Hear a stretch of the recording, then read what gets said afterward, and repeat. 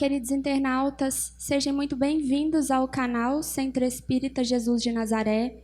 Hoje nós estudaremos o Evangelho segundo o Espiritismo no capítulo 13. Que a vossa mão esquerda não saiba o que dá a vossa mão direita. No item 18, os órfãos. Meus irmãos, amai os órfãos. Se soubesseis quanto é triste ser só e abandonado, sobretudo na infância. Deus permite que haja órfãos para nos exortar a lhes servirmos de pais.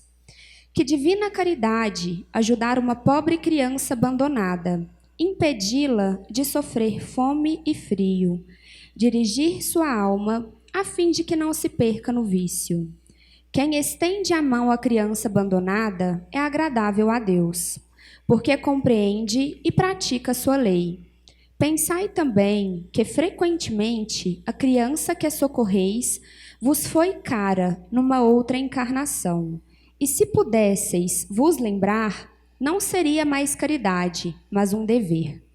Assim, pois, meus amigos, todo ser sofredor é vosso irmão, e tem direito à vossa caridade. Não essa caridade que fere o coração, mas não essa esmola que queima a mão que a recebe, porque vossos óbolos frequentemente são bem amargos. Quantas vezes eles seriam recusados se em casa a doença e a privação não o esperassem? Dai delicadamente, acrescentai ao benefício o mais precioso de todos os benefícios, uma palavra, uma carícia, um sorriso amigo. Evitai esse ar de proteção que fere de novo o coração que sangra. E pensai que, fazendo o bem, trabalhais para vós e para os vossos. Um Espírito Familiar, Paris, 1860. E para nos auxiliar nos estudos de hoje, nós contamos com a ajuda dos nossos queridos amigos e facilitadores, Ives Facuri e Richardson. Um ótimo estudo a todos.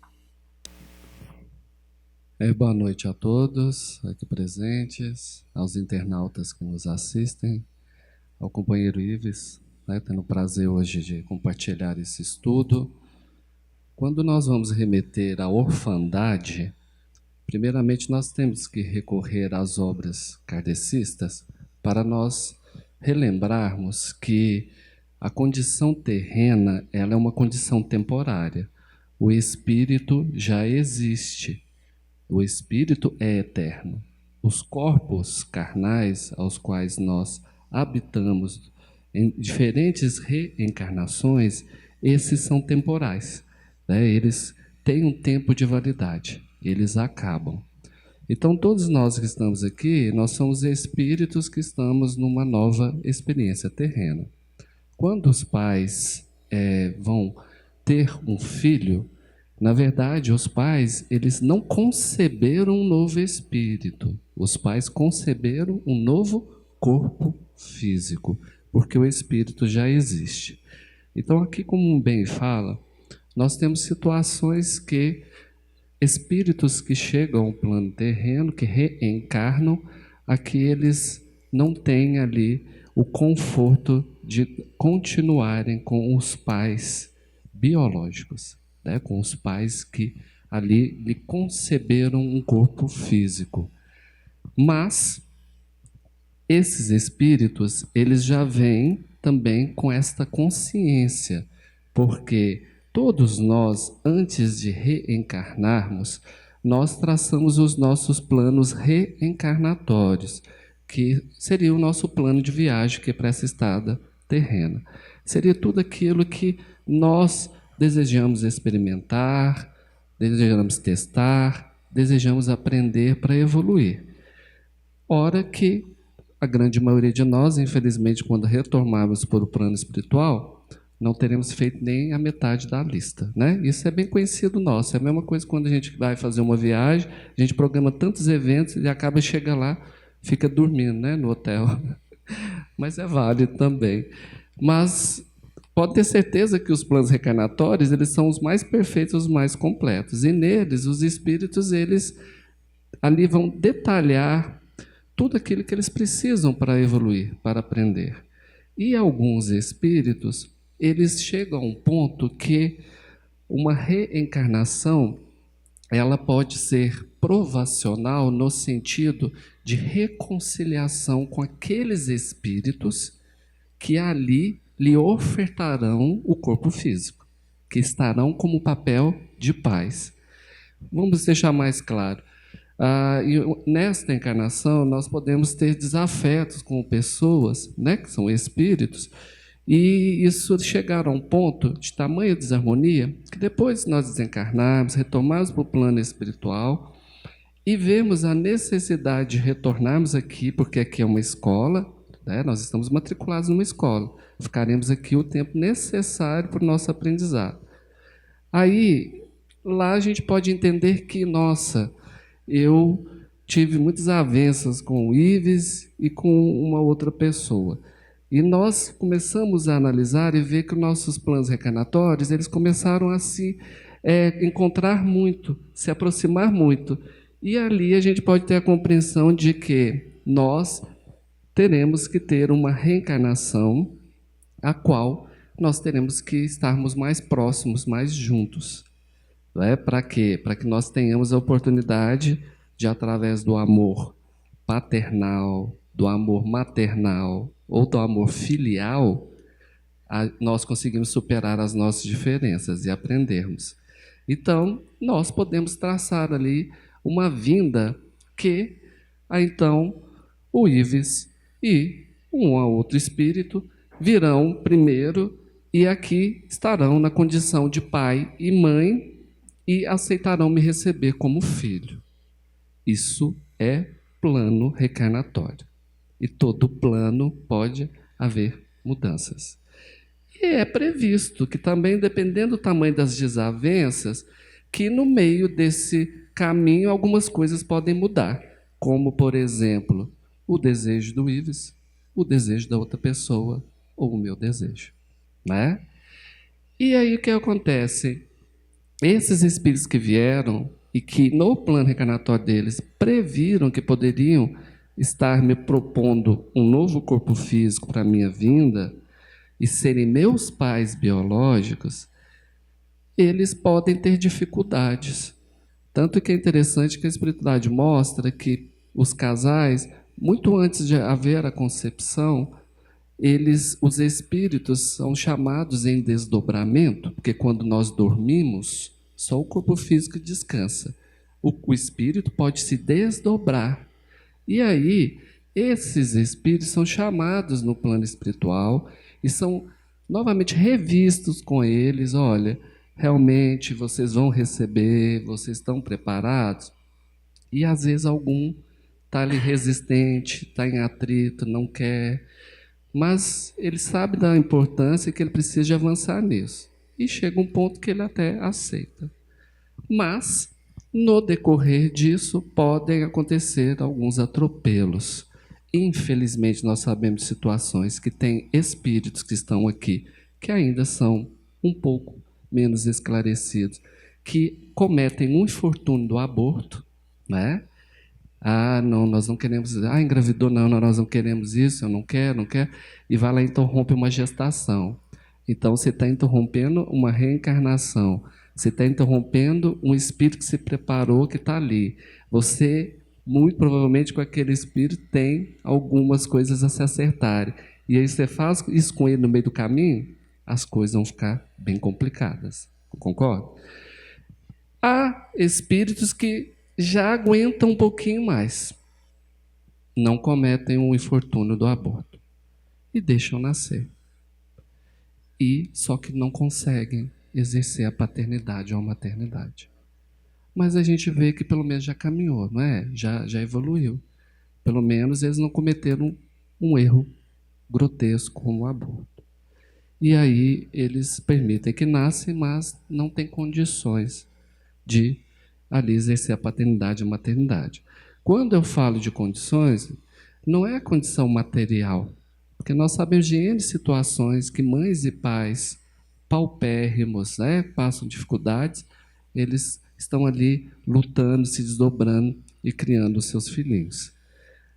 Quando eu falo de não ter condições, é morais, evolutivas, intelectuais. Às vezes são espíritos ainda que estão bem atrasadinhos e com bastante dificuldade.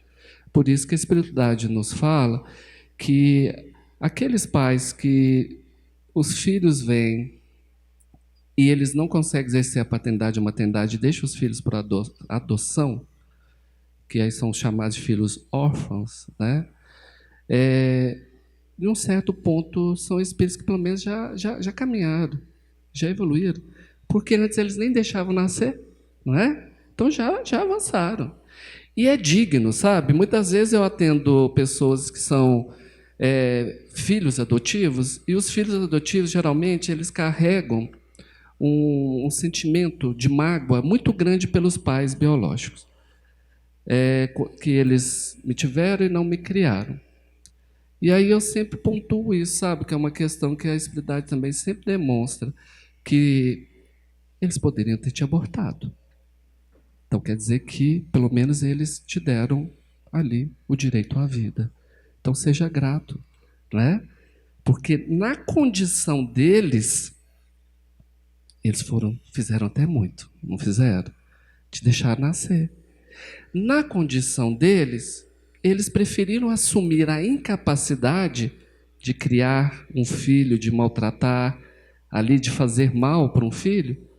Eles preferiram assumir isso e deixar para alguém, para que aquele filho tivesse a sorte de ser melhor cuidado e melhor criado. Então, tá vendo? A gente consegue ver o bem aonde que geralmente a maioria consegue só ver o mal. Porque geralmente, quando nós vamos nos referir aos pais biológicos que deixam filhos órfãos, não os criam, vem uma carga muito pesada e negativa, não vem? Sempre de julgamento. E isso também, no kardecismo, eles sempre nos alertam. Cuidado com os julgamentos. Nós não estamos no lugar do outro. Somente se a gente estiver no lugar do outro que a gente vai saber onde que o sapato aperta. E aquilo que talvez para mim pareça que é errado, foi o melhor que o outro conseguiu fazer. E aí, se a gente soubesse o contexto total, a gente ia até aplaudir para ele, né? Alguém que não tem condição nenhuma de ter feito aquilo ali que para mim pode ser pouco, mas para ele é muito. E esses espíritos, então, surgem como crianças órfãos que estão aí. Esses espíritos também, eles têm um certo conhecimento desta provação da orfandade, né? Porque em várias obras, né, o Emmanuel com o Chico mesmo trazia diversas vezes, falando de diversos casos de órfãos, que na verdade foram espíritos também, que em encarnações passadas eles não conseguiram serem bons pais. Então, agora eles vêm na experiência de não terem pais, né? Até para experienciar isso. E a outra questão que a gente tem que pensar é que, e aqueles outros espíritos que vêm, já evoluíram, são espíritos conscientes, que desejam ter um amor maternal e paternal, desejam ter um filho, desejam receber um espírito e encaminhá-lo aqui na jornada terrena, e não podem. Tem limitações, não consegue conceber. A mulher não consegue engravidar, ou o homem não consegue engravidar a mulher. Então, a gente entra numa outra situação, que são espíritos que vêm com limitações também para terem filhos, e que vão ter que recorrer ao quê? À adoção para poderem fazê-lo. Que são espíritos que também, em encarnações anteriores, podem ter tido os desvios no que se confere à questão da responsabilidade com relação à paternidade e à maternidade. E aquele que não teve condição, ele foi até onde pôde, e ele proporciona o outro que não tem condição, que já avançou, a poder exercê-lo. Então, tudo tem uma razão e um porquê, não é? É o que o Emmanuel sempre falava com o Chico que nenhuma folha cai da árvore se Deus não permitir. Então, todos têm uma certa consciência. Os espíritos, quando vêm para cá, todos nós sabemos exatamente o que nos espera, porque nós não viemos para cá desavisados. Nós temos o plano reencarnatório, nós temos todo um estudo. Então, cada um de nós nasceu exatamente aonde nós deveríamos nascer. Com o pai que nós deveríamos ter ou não tê-lo, com a mãe na casa, com os irmãos ou sem casa. Nós estamos exatamente aonde nós necessitamos para aprender e evoluir. Tudo foi muito detalhadamente planejado para nós estarmos. E ao estarmos aqui, a gente pode começar a olhar para os outros e ficar assim, não, mas ela tem família, eu não tenho. Aí eu tenho isso, ela não tem. É porque cada um tem uma necessidade para evoluir. Né? Não adianta você querer estar no lugar do outro, que se você estiver lá, o que ele precisa, o que ele vai te ter, você não vai dar nenhum passo. Porque isso não é para você. Então está tudo muito bem alinhado, muito bem organizado para nós estarmos aqui. Né? E aí a espiritualidade fala assim, que nós temos que florir aonde Deus nos plantou. Né? Porque é ali que estão todas as respostas para a nossa evolução. Nós vemos que às vezes as pessoas ficam querendo buscar, desbravar o mundo, novos continentes, buscando respostas para o qual é o motivo da minha existência, e no final da vida elas vão descobrir que a resposta sempre esteve aonde elas nasceram, não é? Porque ali está tudo pronto para ele poder evoluir. Então, na questão da orfandade. E nós, os demais, a nossa corresponsabilidade, né? No sentido de assistir essas crianças, proteger essas crianças, porque muitas vezes alguns pais biológicos tentam, mas eles têm outros desvios, outros problemas e não conseguem. Então não existe aquela fala de que o que acontece na casa do outro não é problema meu. É problema meu sim, eu tenho uma responsabilidade social, principalmente quando se trata de pessoas vulneráveis, como crianças e idosos, não é? Que não têm condição de se defender. Então, situações de risco, de opressão, nós temos que intervir e ajudar também, ali para proteger essas crianças e proporcionar para elas o melhor que elas possam ter. Porque quantas crianças nós vemos que às vezes crescem nos abrigos e se tornam homens e mulheres de bem. Então, isso também não significa que estar numa família é um critério que assegura que o indivíduo vai ser bom ou ruim. Né? Que tem muitos indivíduos que nasceram e foram criados em famílias e não se tornaram pessoas boas. Então, a gente tem que ver muito a qualidade e não a quantidade ali. Lives. Bom, boa noite a todos. Essa parte final que o Richardson colocou para nós, a gente vai tomar como um gancho, né, para poder desenvolver as nossas reflexões aqui, que ter uma família não é sinônimo de acerto, né? Acerto no sentido educacional, acerto no sentido assim de um sucesso espiritual daquele espírito que foi adotado, porque a gente tem que considerar um ponto que até toca na ferida da sociedade, né? Que é a questão dos critérios de adoção, que lamentavelmente muitas vezes são elegidos por característica física também. Então veja que tragédia, né? A adoção é uma completa tragédia até nesse ponto, porque mesmo os pais que vão adotar os filhos, e aqui eu não estou falando que não é um ato de nobreza, é um ato de nobreza, de qualquer forma é um ato de nobreza, mas eu acho que o ato ele se compromete muito no sentido do seu mérito quando você começa a eleger características físicas, por exemplo. Então, quer dizer, o índice de adoção, lamentavelmente, ele é mais alto em crianças loiras com os olhos claros, né? E bebês mais novinhos, né? Crianças mais novinhas. Ninguém quer saber de pele escura, né? Tanto assim que os orfanatos eles são repletos de crianças negras, né? E ninguém quer saber também de crianças mais velhas, né? Então isso é uma verdadeira tragédia. O que nos consola é justamente esse último ponto que o Richardson deixou claro, é que crescer num abrigo, por exemplo, e se desenvolver, é perfeitamente possível, mesmo sem ter os parâmetros tradicionais familiares, que não são garantia de nada.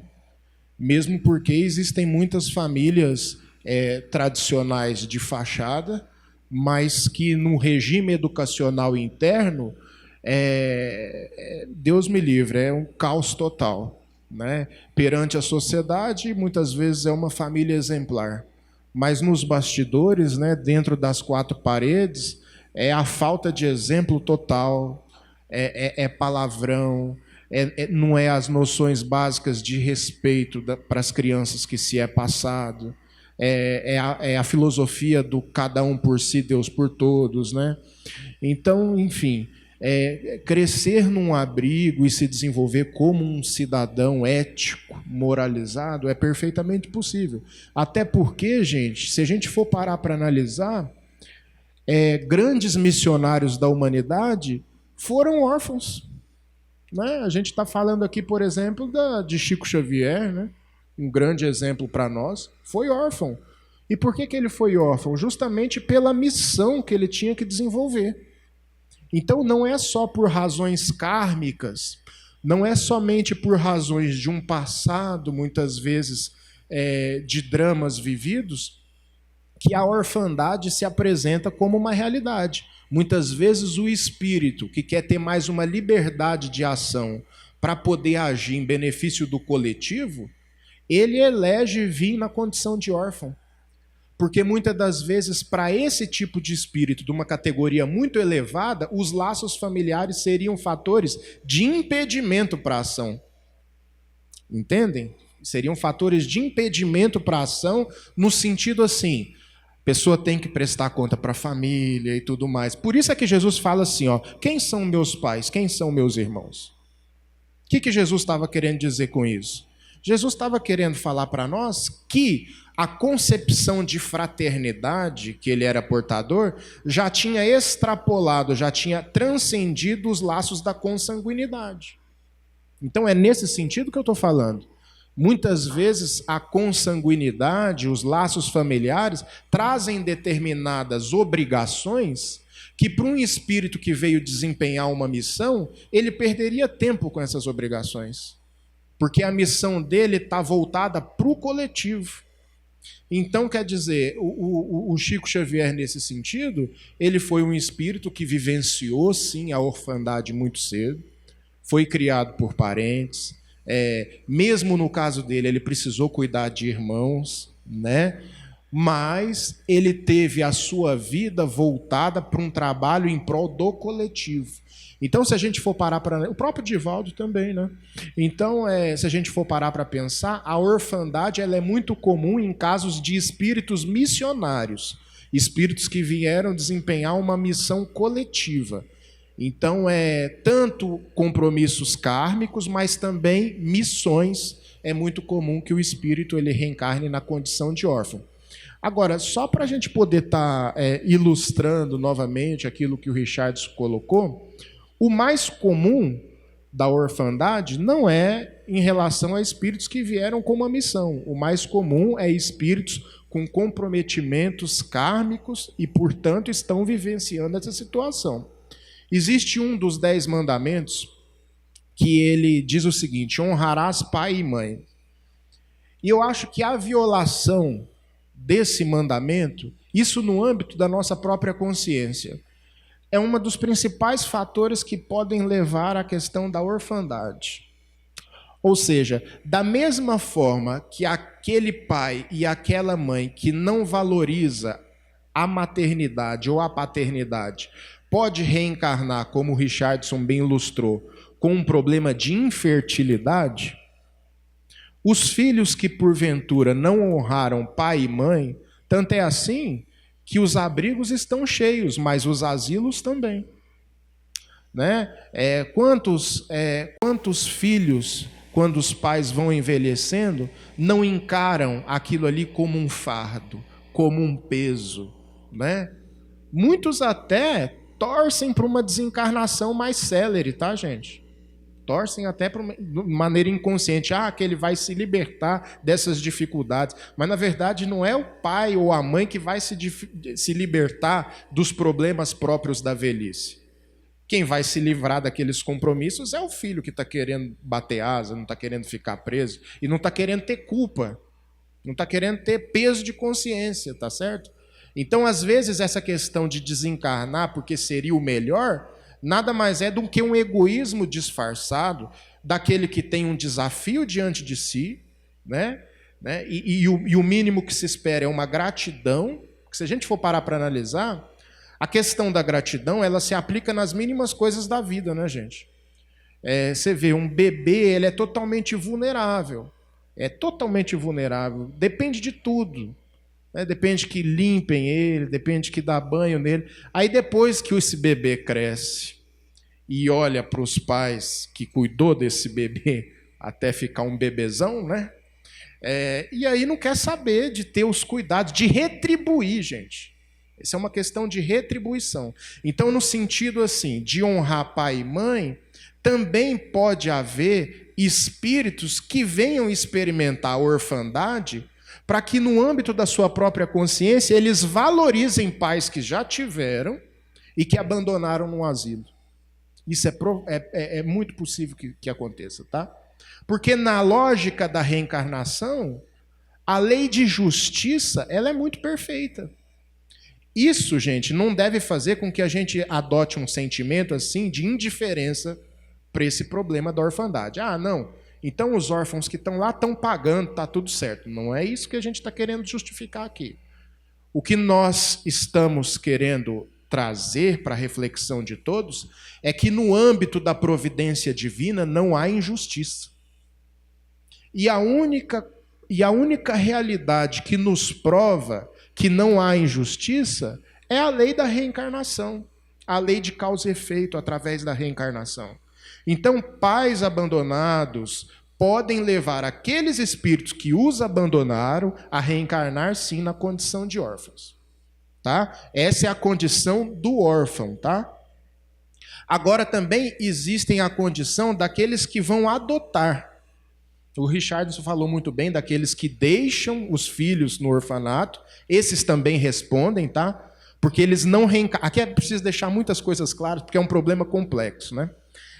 Aqueles pais que vão deixar os filhos no orfanato, então eles vieram cumprir uma missão, já que aquele espírito tinha que resgatar? Não tiveram, porque nenhum espírito reencarna para errar. A questão da evolução, ela é inexorável. E a reencarnação representa melhoramento progressivo da humanidade, como está lá expresso no Livro dos Espíritos. Então, os pais que abandonam num orfanato, por exemplo, esses pais, mesmo que aquele espírito abandonado ali, ele tenha o que resgatar, esses pais que abandonaram não se isentam da responsabilidade espiritual também não. Porque eles poderiam superar muitas vezes uma aversão, que é o que faz com que pais abandonem por um processo de imaturidade, ou porque muitas vezes a mãe e o pai identificam um inimigo no ventre, isso aí acontece, tá? Porque essas relações psíquicas no âmbito da gestação, entre o espírito reencarnante e a mulher, de uma maneira mais intensa, ela é muito estreita, tá, gente? A mulher grávida, ela funciona como uma espécie de médium daquele espírito que está ali sem saber. Tanto é assim que vai conversar com uma mulher que está gestante, para você ver como que os pensamentos alteram totalmente, né? A questão hormonal, a questão, até vocês já devem ter ouvido falar de desejos de grávida, né? Que muitas vezes são coisas inusitadas, que a mulher nunca gostou de comer, de repente passa a gostar, né? Uma alteração de humor mais frequente, né? Então, todas essas questões, elas se explicam por quê? Porque existe uma relação do psiquismo do espírito e da mãe. Tá? O espírito que está ali no útero, se gestando no ventre materno, ele estabelece uma relação psíquica com a mãe muito semelhante à relação que um médium tem em comunicação com o espírito. É por isso que muitas vezes essas emoções da gestante, elas são meio que desencontradas, elas são confusas e tudo mais. Porque muitas vezes é o pensamento do espírito interferindo. Por que eu estou dizendo isso? Porque muitas vezes há o reconhecimento de inimizades anteriores que faz com que a mulher, no momento que o bebê nasce, olhe com uma determinada aversão. Existe uma questão chamada, o Richard sabe bem disso, depressão pós-parto, né? Que leva, por exemplo, muitas mulheres a cometerem desatinos, né? Matarem o bebê, abandonarem o bebê, jogar de cima de algum lugar e tal. Então isso aí existe, mas qual que é a raiz espiritual que possa explicar essa situação? Muitas vezes é um processo de aversão. A gente não vê aí muitos casos de mãe judiando do bebê e tudo mais. Então, muitas vezes, não vai judiar, mas vai deixar num abrigo para que ele seja adotado. Em comparação a você maltratar ou você abortar, igual o Richardson bem colocou, é um ato de nobreza, né? Porque entre você maltratar ou entre você interromper a gestação, melhor que deixe num abrigo.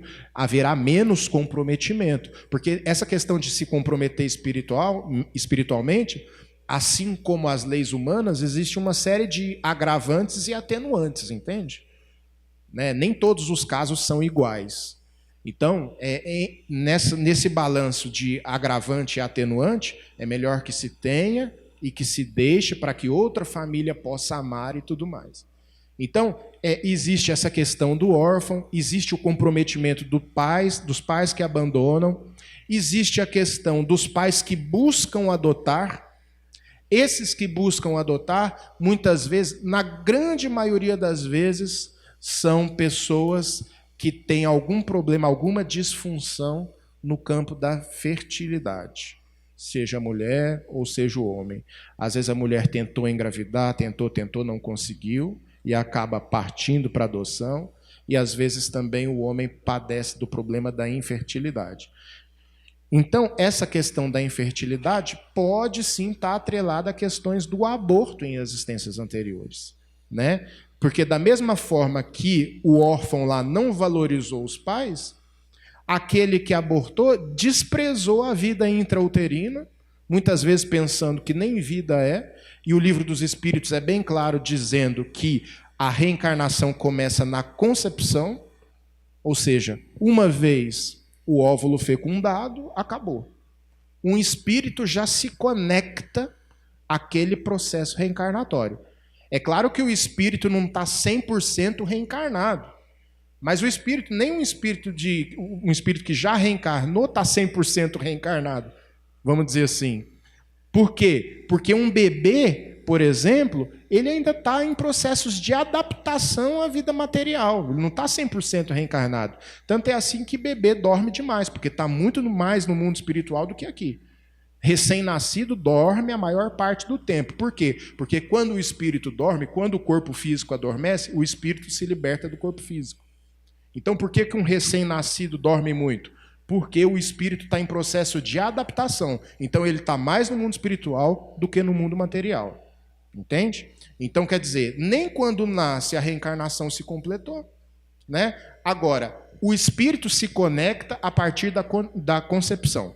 Quando essa concepção ela é interrompida, há sim um processo direto ou indireto de homicídio, tá, gente? Então, quer dizer, é uma questão que precisa ser observada. Métodos anticoncepcionais não precisa se preocupar, não são abortivos, porque impedem a concepção. Né? Os métodos anticoncepcionais não deixam que a concepção aconteça, então não são abortivos. Agora, aquele que abortou muitas vezes vai vir com o problema da infertilidade para poder valorizar. E aí vai recorrer à adoção para poder, através de um filho que não é seu no sentido biológico, tá, gente? Porque os laços espirituais, eles transcendem a questão biológica. Então ele vai buscar ali reaver determinados compromissos agora que antes ele não conseguiu cumprir. Então, nesse sentido, está vendo como é uma teia que vai encadeando muitas situações que podem ser explicadas à luz da doutrina espírita?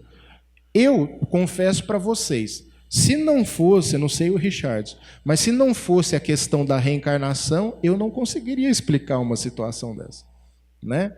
Então, a reencarnação ela é um ponto fundamental porque ela faz com que luz seja jogada a determinadas questões que, se não fosse a ideia da reencarnação, poderia parecer para nós uma injustiça da parte da providência divina, já que criança não tem pecado, né? A criança não tem pecado, segundo a tradição religiosa vigente. Então, por que uma criança padece de tanto sofrimento, já que ela é destituída de pecado? Está vendo? Não tem lógica. Se a gente fosse conceber dessa maneira, Deus seria cruel. Deus estaria jogando aleatoriamente dados. E Deus não joga dados, né? Já dizia Albert Einstein, né? Tudo é calculado dentro de uma programação espiritual que todos nós precisamos cumprir dentro dos nossos créditos espirituais e dentro dos nossos débitos espirituais. Todos nós somos um somatório de créditos, porque nós não fizemos só coisas ruins, muitas coisas boas nós plantamos e estamos colhendo, mas nós também trazemos alguns débitos, que são compromissos espirituais que nós devemos cumprir, reaver perante a nossa própria consciência. Então, nesse sentido, a reencarnação ela deixa bastante claro essas questões da justiça divina para todos nós. No mais, é isso. Um outro detalhe que a gente precisa também analisar hoje é a orfandade de pais presentes. Porque aqui nós estamos trabalhando com uma questão de pais que não conseguiram exercer e deixaram seus filhos. Mas eu ouso dizer que hoje a orfandade, a maior parte dos órfãos são de pais presentes. Crianças que estão em lares onde que os pais as somente sustentam materialmente. Essas crianças elas não têm um alimento afetivo e espiritual. Quantas crianças nós temos que os pais saem de manhã para trabalhar, elas estão dormindo, e eles voltam à noite do trabalho, elas estão dormindo. E no final de semana, os pais têm outros compromissos e as crianças vão... Um inimigo aqui, Richardson. Também. Porque às vezes deixa na mão dos filhos para ganhar tempo, né? E às vezes os próprios pais mergulham nessa questão de tecnologia. Então, é lógico que os pais têm a responsabilidade material de trabalhar, de buscar o conforto para si e para os filhos, né? Para dar o direcionamento. Quantos pais nós ouvimos que dizem assim, não, mas eu trabalho muito, que eu quero dar o melhor para os meus filhos. Mas até quando é esse melhor? Será que é só o material? Porque se fosse ter riquezas, fosse sinônimo de felicidade, nós não teríamos tantas pessoas abastadas sofrendo de depressão e cometendo suicídio. Hoje nós temos um alto índice de suicídio, principalmente nas classes médias e altas. E aí todo mundo pergunta, mas como assim essa criança tinha tudo? Esse jovem tinha tudo? Às vezes até julgamos, né? A gente ouve as pessoas falar, que ingrato, né? Os pais sempre deram do melhor. Mas o que aquela criança, aquele jovem sempre quis, ela nunca teve. Que foi o olhar da mãe, o olhar do pai. A presença da mãe e a presença do pai. Que muitas das vezes na periferia, quando a gente vai lá fazer, né, levar donativos, tudo que elas estão passando, fome, mas tem felicidade. Então, quer dizer que só a barriga cheia fosse sinônimo de felicidade? Então, quando nós fôssemos lá na periferia, onde as pessoas estão passando necessidades, nós não veríamos nenhum tipo de alegria. E, pelo contrário, nós ficamos surpreendidos, que são as pessoas que são as mais acolhedoras, que dividem o pouco que tem e que a família está unida e feliz. Porque ali tem o alimento principal, que é o afetivo e o espiritual. Então, hoje nós estamos tendo muito esse problema, que é a orfandade de pais presentes, não é? Então, nós sempre temos que refletir até onde que vale a minha ausência na vida do meu filho para eu poder ganhar mais e dar mais bens materiais para ele, ou valeria eu ganhar menos, mas ter mais presença de qualidade? Que é o que o Ives falou também.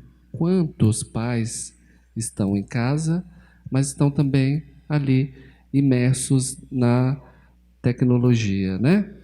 E qual que é o tempo de qualidade para essas crianças? Nós ainda somos resquícios de gerações anteriores que, por pior que fossem as condições materiais, tinha um pai e uma mãe presente afetivamente dentro de casa. Né? Então, hoje, nós vemos que há essa orfandade. E aí é uma questão muito preocupante que, principalmente as crianças que estão se desenvolvendo, né, nós temos que prestar muita atenção, até principalmente aos 7 anos de idade, que é onde vai formar a personalidade básica. Essa criança, ela aprende principalmente pela observação, pelos exemplos. E o ser humano é um bicho muito engraçado. Ele, quando tem um vazio, ele vai tentar preencher de alguma forma. E quando nós temos um vazio dentro de casa, nós vamos procurar na rua. E aí entram umas questões ainda que complicam mais. Eu posso buscar fora aquilo que me faltou dentro, mas aí eu vou buscar algo que seja totalmente contrário ao que eu tinha lá dentro. Até para que eu possa, num movimento de rebeldia, castigar, direta ou indiretamente, aqueles que me faltaram. E aí, quem se torna referência na rua? Mas um pai e uma mãe tão bom, tão corretos, e o filho foi virar traficante. Porque essa bondade desses pais, ela não alimentou esse filho. Quantos pais são bons pais para os outros da rua e não são bons para dentro de casa, não é? Então a gente tem que pensar assim, antes de querer mudar o mundo, comece arrumando seu quarto, né? Acho que começa arrumando a sua casa. Porque quantas pessoas, eu falo isso muito, principalmente em palestras com os voluntariados. Quantas pessoas, o voluntariado, ele é sempre bem-vindo. Porque eu falo que a gente ganha mais do que a gente dá. Porque são muitas lições de vida que a gente tem. Mas o que adianta eu estar ajudando o outro lá de fora se eu estou sendo omisso e negligente com os que estão dentro da minha casa? Essas são as minhas responsabilidades principais. Então, nós vemos muitas vezes as pessoas por dificuldades de relacionamento nas famílias, pelas provações familiares, que não são fáceis, elas acabam deixando o que era mais importante delas dentro de casa para ir se dedicar a um trabalho voluntário, pensando que assim eu estou fazendo bem. Está fazendo um bem mais limitado e fugindo daquilo que é da sua responsabilidade. Então, nós temos que pensar isso e ver até onde são os nossos limites também, porque isso acaba sendo uma fuga, né? Se dedicar a dar uma boa educação, se dedicar a dar o alimento afetivo e espiritual, não é fácil. Você tem que se abdicar de muitas coisas da sua vida. E hoje, infelizmente, a humanidade caminha para um caminho muito egoísta. Então, para você ser pai e ser mãe, você vai ter que se abdicar de muita coisa. E tem que se dedicar para você realmente dar tempo de qualidade. Para você saciar a fome afetiva e espiritual daquele que está ali em desenvolvimento. Para que nem que seja, você garantir ele a estrutura básica. Para que quando ele fizer 18 anos, ele vai fazer jus plenamente do seu livre-arbítrio. E você vai poder repousar a sua cabeça no travesseiro e falar assim: o que estava ao meu alcance eu fiz. Agora esse espírito que se tornou adulto, ele tem o livre-arbítrio dele e vai seguir por ele. Espero que aquilo que eu plantei agora dê flores e frutos. Porque os pais também têm que ter essa consciência. Se eles fizeram a parte deles e os filhos, mesmo assim, na fase adulta, escolhem outros caminhos, aí já não é de responsabilidade desses pais. Se eles cumpriram o que era deles.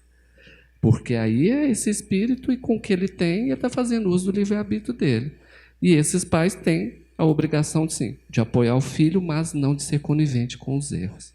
Agora, se você não cumpriu a sua parte, você deixou ele seco, com fome afetiva e espiritual, você tem uma parcela muito maior de responsabilidade nisso. E é o que nós estamos vendo aí nas famílias disfuncionais. Os jovens indo para a criminalidade, para a drogadição. Por que vocês já pararam a pensar por que tantos jovens se envolvem com drogas? É para tentar saciar o vazio que tem dentro. Quando a gente não tem o alimento afetivo e espiritual, esse mundo fica muito pesado e dolorido. E aí uma droga, ela acaba sendo bem-vinda para ser uma fuga temporária, não é? Aqueles que não me deram dentro, inconscientemente eu entro num conflito tão grande que eu falo assim, então vocês nunca me olharam enquanto pai, enquanto mãe. Então eu vou seguir um caminho que vou fazer vocês me verem, que seja o caminho do mal. Que aí me vê, não vê? E é um olhar dolorido, não é? Ver que um filho foi para a marginalidade, para a criminalidade, para o vício, para a dependência. Muitos desses que estão lá foram porque não foram vistos aqui, dentro de casa. Então, é uma questão que tem que ser refletida também. Porque, às vezes, a gente pensa assim, tem os órfãos que não têm os pais, estão lá no orfanato. É o que eu falei no início, e o Ives retificou também. Essas crianças nos orfanatos, muitas vezes, elas estão muito mais bem instruídas e mais direcionadas. Sabe por quê? Que a gente ter a consciência de que tem uma falta, porque realmente ela não está aqui, é muito mais fácil da gente lidar e de aceitar do que uma falta que eu vejo um pai e uma mãe todo dia aqui dentro de casa e que não são ninguém. Essa falta com a presença é a pior que existe. É a pior solidão que qualquer ser humano pode ter, é essa. É a solidão da presença.